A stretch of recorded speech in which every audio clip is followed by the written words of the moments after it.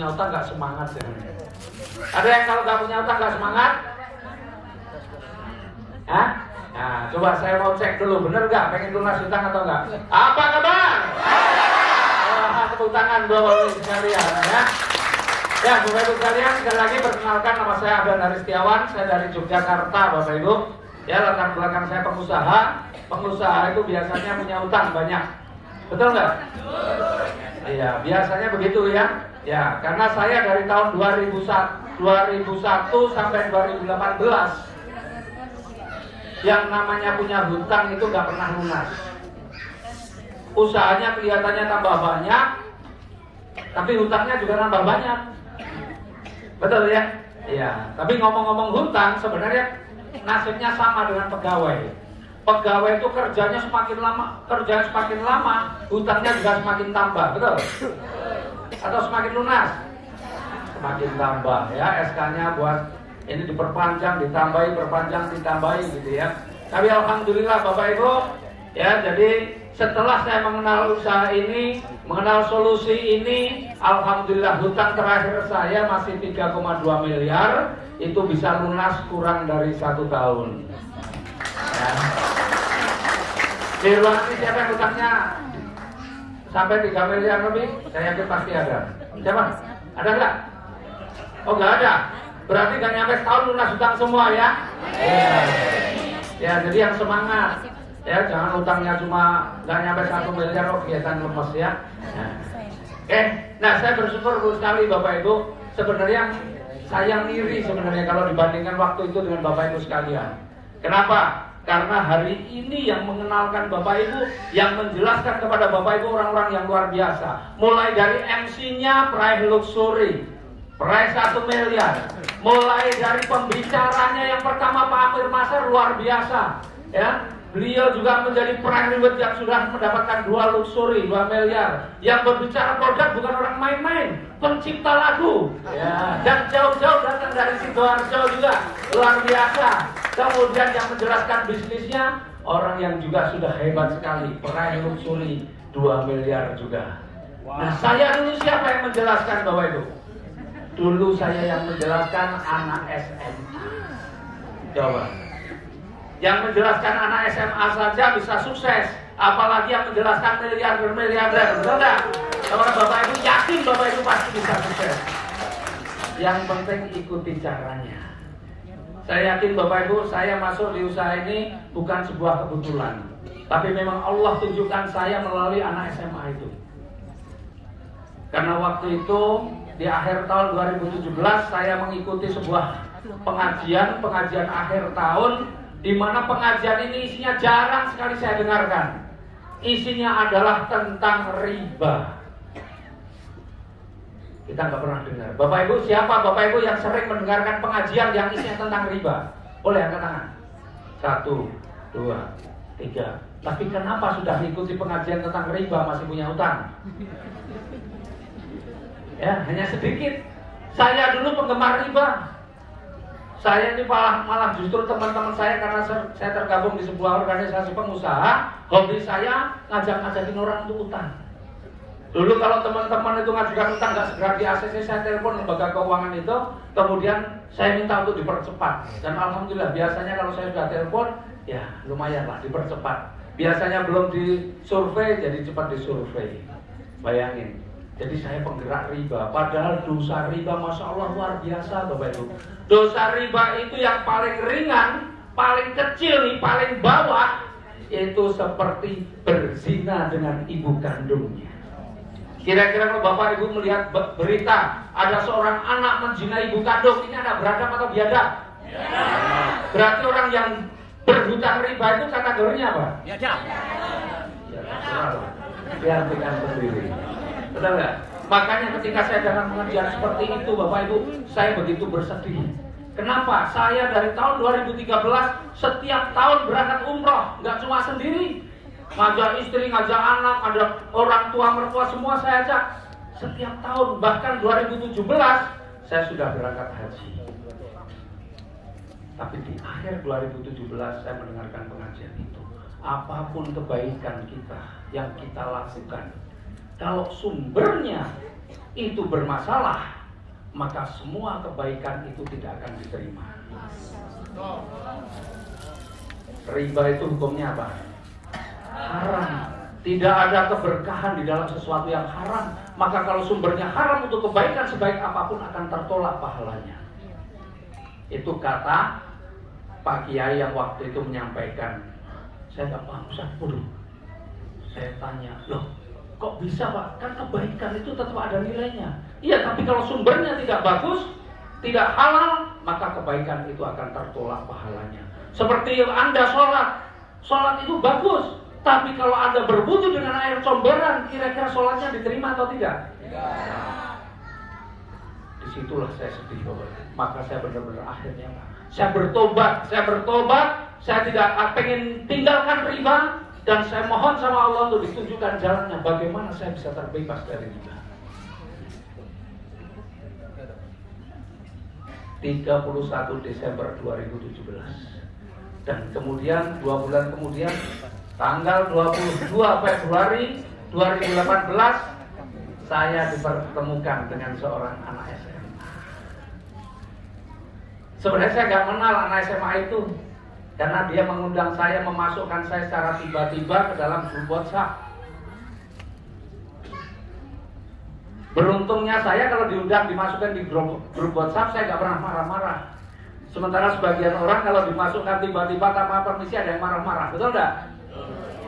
Wah, kenapa dimasukkan? Tidak pakai izin, tidak pakai permisi, nggak sopan dan sebagainya. Padahal kalau mau keluar kan nggak pakai marah-marah, tinggal satu pencetan sudah keluar, betul kan? Tapi ngapain kita marah-marah, energi negatif yang kita keluarkan? Mending kalau saya nggak suka ya udah tinggal keluar. Tapi luar biasanya ketika saya dimasukkan di grup WhatsApp itu, dari judulnya saya sudah tertarik. Apa? Solusi lunas hutang riba.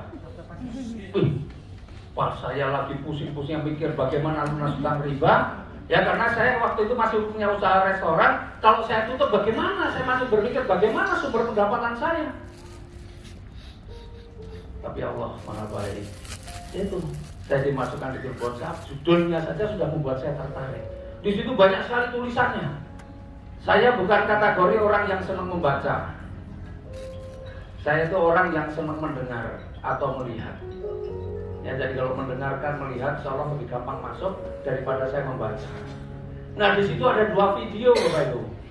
Ada 2 video. Video yang pertama adalah video seorang mahasiswa yang 1,5 bulan dapat mobil senilai 150 juta. 1,5 bulan. Video yang kedua adalah video seorang ibu-ibu yang dalam waktu 2 bulan dapat 3 mobil senilai total 800 juta. 2 bulan. Saya pikir ini usaha apa? Karena saya masih punya restoran yang modalnya di luar tanah itu 5,5 miliar, itu pun sebulan paling 80-an juta. Ini 1,5 bulan bisa dapat mobil senilai 150 juta. Berarti sebulan 100 juta, betul nggak? Apalagi ibu-ibu yang 2 bulan dapat mobil totalnya nilainya 800 juta, sebulan 400 juta. Wih, ini usaha yang luar biasa. Akhirnya tergerak saya untuk langsung menghubungi orang yang memasukkan saya ke dalam grup itu. Saya lihat gambarnya di WA, pakai jas, pakai dasi, tampak samping, eksekutif muda atau pengusaha anak muda yang sukses lah. Akhirnya saya ajak ketemu. Ternyata bukan orang Jogja. Ternyata dia orang Surabaya. Orang Gresik. Akhirnya karena saya benar-benar pengen tahu apa itu bisnisnya, saya ajak ketemu di Juanda di Surabaya. Berangkatlah saya dari Jogja, naik pesawat ke Surabaya. Waktu itu siang, nyampe Surabaya jam 2 siang. Saya janjian jam 3. Sampai di tempat di Surabaya waktu itu lagi hujan, masih gerimis, kelihatannya habis hujan lebat begitu. Saya tunggu sampai jam 3 belum datang. Baru jam 3:30 muncul ada telepon masuk. Pak, Bapak di mana? Oh, saya di rumah makan ini. Oh ya udah Pak, saya ke situ. Saya tengok mana yang telepon saya. Saya lihat 2 orang, anak-anak kecil pakai seragam putih abu-abu. Begitu mendekat, saya lihat, waduh. Celananya pun basah separuh. Artinya dia naik apa? naik motor. Aduh, saya jauh-jauh, saya pengusaha, Pak. Saya begitu. Saya pengusaha dari Jogja datang ke Surabaya untuk ketemu orang yang saya bayangkan hebat. Ternyata yang datang 2 orang anak SMA naik motor.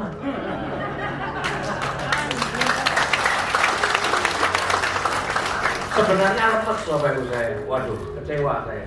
Begitu lihat begitu, saya tanya, mungkin karena kekecewaan saya, cara saya menanyakan pun mungkin agak ketus. Anak SMA ketemu orang tua agak ketus, dia bertanya, mungkin dia grogi, ilmunya hilang semua. Dia nggak bisa jelasin apa-apa, saya nggak paham, dijelasin malah tambah bingung. Ini paham. Tapi untung disitulah Allah berikan petunjuknya sama saya lah. Jadi waktu itu tiba-tiba saya punya perasaan kasihan. Kenapa? Dia anak SMA lagi memulai usaha, sementara saya punya anak SMA yang waktu itu juga sama-sama SMA, tapi anak saya nggak mikir usaha. Ini luar biasa ini anak ini. Sementara saya dulu aktif di organisasi, sering diminta waktu itu marah yang namanya LPK, ya, Lembaga Pendidikan Kejuruan, banyak sekali. Saya sering diminta untuk isi di situ pelatihan tentang kewirausahaan, ngajari orang jangan cuma mikir bagaimana sekolah lulus cari kerja, tapi bagaimana menciptakan lapangan kerja. Nah, ini di hadapan saya ada anak SMA yang baru mau mulai usaha. Maka sebagai tanggung jawab moral saya yang dulu sering memprovokasi orang untuk jadi pengusaha, sekarang di hadapan saya ada anak yang lagi mulai usaha, maka tanggung jawab saya untuk mensupport dia. Yang ketiga, karena juga saya pernah belajar dalam satu training, dalam pertemuan antara 2 orang, kalau bisa jangan sampai perpisahan itu meninggalkan kekecewaan bagi dua-duanya. Minimal kalau harus ada yang kecewa, Anda saja yang kecewa, tapi orang lain biarkan tetap senang. Maka saya pikir, kalau saya tidak ambil keputusan, anak SMA itu kecewa, saya sudah pasti kecewa. Betul kan? Ya. Akhirnya saya pikir, ya udah, saya ambil keputusan saja biar dia senang meskipun saya waktu itu masih agak kecewa. Itu prinsipnya. Jadi akhirnya apa? Bapak Ibu, saya putuskan waktu itu ambil reguler. Langsung ambil reguler, hanya untuk supaya tidak kecewa aja reguler, betul nggak? Nah ini Bapak Ibu yang ngomong nelusuri kalau ambil besek keterlaluan. Ya, nah setelah itu Bapak Ibu, saya belum dapat produk, waktu itu dia nggak bawa produk. Akhirnya lah gimana saya produknya? Oh ya Pak, saya ambilkan. Akhirnya dia mau pergi, beruntung dia datangnya berdua, ternyata temannya itu belum nggak ikut. Jadi dia sendirian, itu temannya hanya ngantarkan.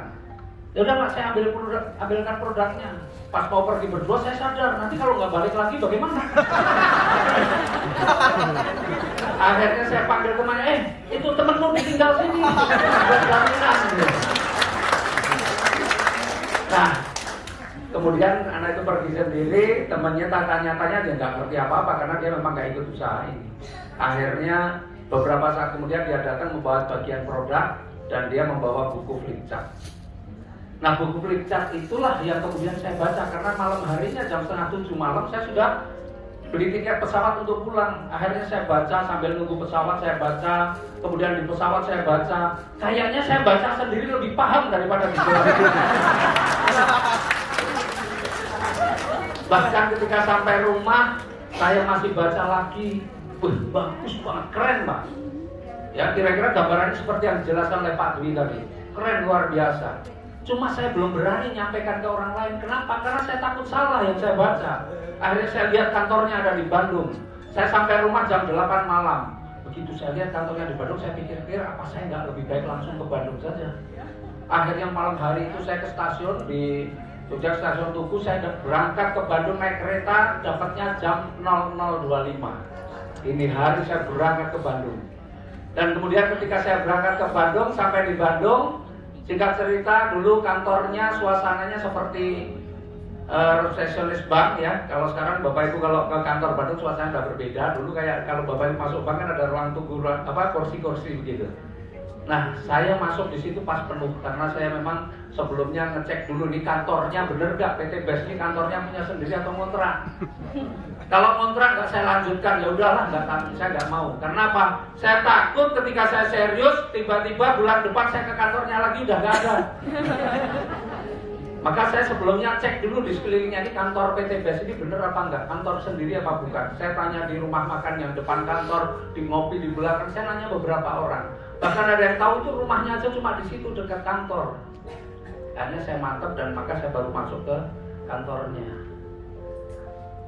Dan saya masuk kurang lebih ya udah hampir jam 10 dan di situ udah penuh.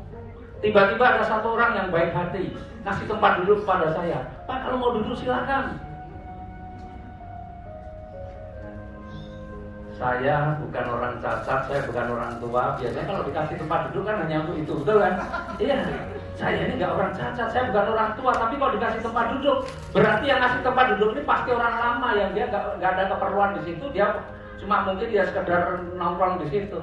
Akhirnya saya deketi, Pak, saya sebenarnya cuma mau nanya ini, kebetulan buku itu saya bawa. Bapak bisa jelaskan? Oh iya bisa. Saya diajak ke ada ruangan kosong di situ dan saya dijelaskan. Ketika dijelaskan, wah saya tambah mantap karena benar yang saya pelajari itu betul, hanya ada beberapa lah yang saya diberi penjelasan karena ada saya yang belum paham. Akhirnya biasa, Pak. Saya tanya kepada orang itu, Pak, Bapak sudah berapa lama? Oh, saya baru 11 bulan. Karena di bayangan saya ada video 1,5 bulan dapat mobil, 2 bulan dapat 2 mobil. Ini 11 bulan dapat berapa? Bapak 11 bulan dapat berapa? Saya baru dapat 3 Fortuner, dulu istilahnya Fortuner. Saya baru dapat 3 Fortuner dan 8 mobil. Paket saya, 11 bulan 11 mobil. Gila ini orang nih. Bayangan saya langsung, ngeri, 11 bulan 11 mobil. Ini pasti orang hebat ini. Saya tanya, lah Bapak, kalau boleh tahu latar belakangnya apa Pak? Saya mah tukang bakso. Yang bener Pak, iya saya tukang bakso. Dan saya dong. Saya pengusaha kan gitu ya. Yang bener Pak, iya saya tukang bakso. Akhirnya Pak, supaya bisa cepat seperti Bapak, apa yang saya lakukan Pak? Bapak itu bilang, kalau sekarang bahasa sekarangnya, kalau dulu namanya stokis, kalau sekarang priority. Waktu itu bilang, ambil stokis. Sudah stokis kan? Waduh, saya tadi ambil apa? Tapi karena yang nanya saya tukang bakso mantan, saya pengusaha, malu saya kalau bilang belum. Sudah stokis, sudah Pak.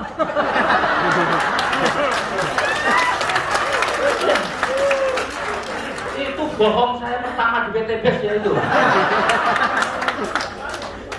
Setelah itu Pak, namanya Pak Suroto. Ya, Pak Suroto Jafir. Nah ini beliau nih, ini orang yang luar biasa. Ya. Nah, begitu saya bilang sudah, langsung sama beliau diajak ketemu sama ownernya Pak Haji Febrian.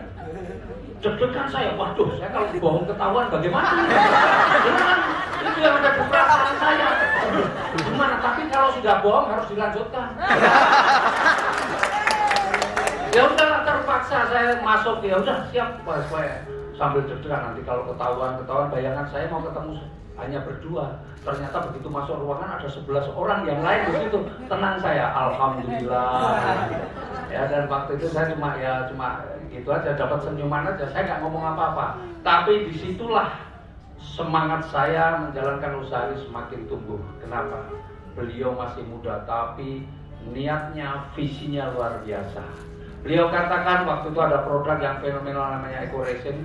Produk ini saya yang buat, saya bisa saja pasarkan seperti dengan memasarkan mie instan, memasarkan air mineral. Saya tinggal ada uang, saya punya uang, saya ada aset, saya bisa saja promosi, gunakan artis, bangun jalur distribusi. Tetapi kalau itu saya lakukan, bagaimana saya bisa membantu banyak orang yang pengen bebas hutang riba? Karena kalau saya bangun dengan sistem distribusi seperti itu, yang bisa mengambil peluang hanya mereka yang punya uang. Sementara banyak sekali orang-orang yang pada punya uang pengen menambah penghasilan, tetapi dia tidak punya modal. Akhirnya dibuatlah sistem seperti ini, sehingga inilah sistem seperti itu yang memungkinkan siapa saja yang serius pengen bebas utang riba melalui usaha bersama PT BES, insya Allah semua utangnya bisa cepat lunas. Maka disitulah semangat saya ini luar biasa. Di antara perusahaan-perusahaan yang sibuk nawarin riba, betul kan? Ini ada satu perusahaan yang mikirin bagaimana orang-orang terbebas dari utang riba. Maka begitu saya pulang, saya langsung lakukan terus. Dan alhamdulillah Bapak Ibu, dalam waktu 12 hari saya dapat mobil yang pertama. Seminggu kemudian saya dapat mobil lagi yang kedua. Seminggu kemudian saya dapat mobil yang ketiga dan Pajero yang pertama. Disitulah mobil Pajero pertama kali saya yang ambil, karena sebelumnya semuanya hampir semua Fortuner, saya ambil Pajero. Maka habis itu berubah, rata-rata ambilnya Pajero, maka sekarang istilahnya Mobilio Pajero, nggak ada Fortuner juga. Dan alhamdulillah Bapak Ibu, sebenarnya utang saya 3,2 miliar itu lunas kurang dari hanya dalam waktu 4 bulan saja. Hanya waktu 4 bulan. Ya, jadi Bapak Ibu Masya Allah luar biasa di sini. Nah, hari ini Bapak Ibu sama-sama mendapatkan informasi, sama-sama mendengarkan dari pembicara yang sama. Tetapi bisa jadi di antara Bapak Ibu punya pendapat yang berbeda. Karena pendapat Bapak Ibu sangat dipengaruhi oleh apa yang ada di pikiran Bapak Ibu. Saya mau akhiri dengan cerita saja deh. Bapak Ibu, ini ada cerita ya. Bagaimana sebenarnya mindset kita ini akan sangat berpengaruh terhadap sukses dan tidaknya kita. Ada seorang pengusaha lagi mau membuka usaha sepatu. Dia membuka usaha sepatu. Dia pikir, kemana sepatu ini mau saya pasarkan? Maka diambillah 2 orang untuk melakukan survei. Anggaplah yang satu disuruh survei ke Papua, yang satu survei di Makassar. Setelah itu yang survei di Papua suruh survei di Makassar, yang di Makassar survei di Papua. Artinya 2 orang ini survei di 2 tempat yang sama. Selesai survei, dipanggillah 2 orang itu. Panggillah si A. Hei A, bagaimana hasil surveimu di Papua? Wah, Papua berat bos. Kenapa berat? Saya lihat di Papua belum ada orang pakai sepatu. Jadi kalau kita masarkan sepatu di Papua, siapa bos yang mau beli? Kalau di Makassar bagaimana di Makassar? Di Makassar juga berat bos. Loh kenapa berat? Saya lihat di Makassar orang udah pakai sepatu semua. Jadi kalau kita masarkan sepatu, siapa yang mau beli? Itu kata si A. Kemudian dipanggillah si B. B, bagaimana hasil surveimu di Makassar? Makassar bos, luar biasa. Loh kenapa luar biasa? Di Makassar bos, orang sudah pakai sepatu semua. Kita gak usah ngajari tentang pentingnya menggunakan sepatu. Mereka sudah paham semua. Tinggal kita sampaikan saja apa kelebihan sepatu kita. Mantap. Kalau di Papua bagaimana? Di Papua juga luar biasa bos. Kenapa? Saya lihat sejauh mata memandang tidak. Saya lihat orang pakai sepatu bos. Kalau kita bisa edukasi mereka tentang pentingnya menggunakan sepatu, maka orang Papua akan berbondong-bondong beli sepatu kita. Jadi Bapak Ibu, hari ini Bapak Ibu mendapatkan informasi yang sama, tapi mungkin apa yang ada di kepala Bapak Ibu bisa berbeda-beda. Betul? Kenapa? Karena tergantung mindset Bapak Ibu. Orang yang pesimis selalu melihat masalah dalam setiap peluang. Tapi orang yang optimis selalu melihat peluang di dalam setiap tantangan yang ada. Saya tidak tahu yang di sini adalah apakah orang-orang yang optimis atau orang-orang yang pesimis. Tapi kalau saya lihat wajah-wajahnya, ini adalah orang-orang yang optimis semuanya. Bapak Ibu bersyukur ya. Ketika saya dituduh, apa Pak? Stokis Pak Suroto tadi. Saya bilang iya. Karena begitu selesai dengan Pak Febrian, begitu keluar, saya langsung mikir, saya harus upgrade stokis. Maka habis itu saya langsung ke reception, Pak, bagaimana? Kalau Mbak, bagaimana kalau mau ke stokis? Bapak udah daftar, udah baru reguler, tambahi aja kekurangannya. Langsung saya tambahi, Pak. Jadi di situ saya kalau bohong pun nggak nyampe 2 jam. Tapi alhamdulillah dari hasil stokis inilah yang saya dapatkan, Pak. Ini sebenarnya udah tambah lagi karena di situ masih 25 motor, sekarang udah 27 motor. Kemudian mobilnya 21, Pajero-nya yang 13 sudah nambah 1 lagi jadi 14, dan rumah 1 miliarnya masih 8. Ya. Kira-kira ini seperti saya nggak? Serius? Yang baru pertama kali hadir? Wih, banyak ya yang belum mitra, yang baru pertama hadir belum mitra. Siapa yang pengen stokis? Yang pengen kayak saya harus stokis. Kalau mau besek, kalau mau foto sama saya 10 kali nggak bisa lah. Karena besek maksimal cuma 1 motor, 1 mobil, 1 Pajero, 1 rumah. Sementara saya motornya udah 27. Siapa yang mau priority? Coba saya mau angkat tangan yang baru pertama kali hadir.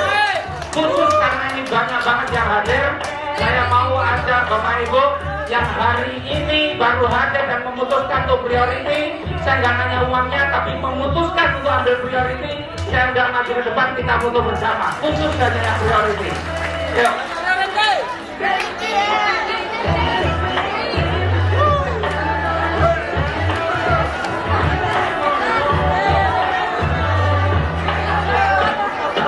Ya, yang baru pertama, yang belum mitra, yang serius, mau ambil priority, maju ke depan, foto.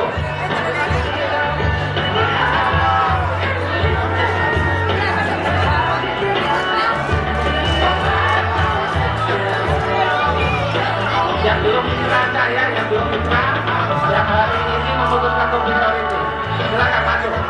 Yang kalau nggak coba boleh berdiri di belakang supaya kita bisa foto bersama.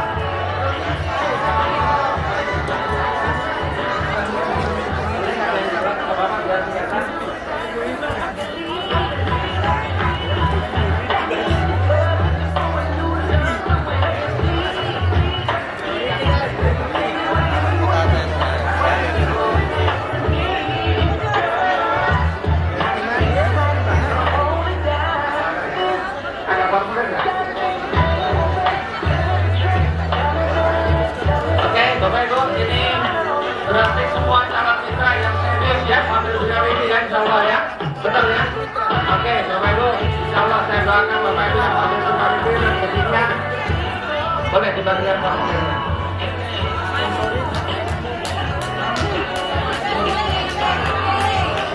Ini semua yang ambil priority. Yang priority ya. Jadi di Makassar sekarang closing priority. Yang punya formulir silakan dibawa ke atas dulu. Closing priority. Leader yang punya formulir. Oke, boleh. Boleh dikeluarkan dulu lah.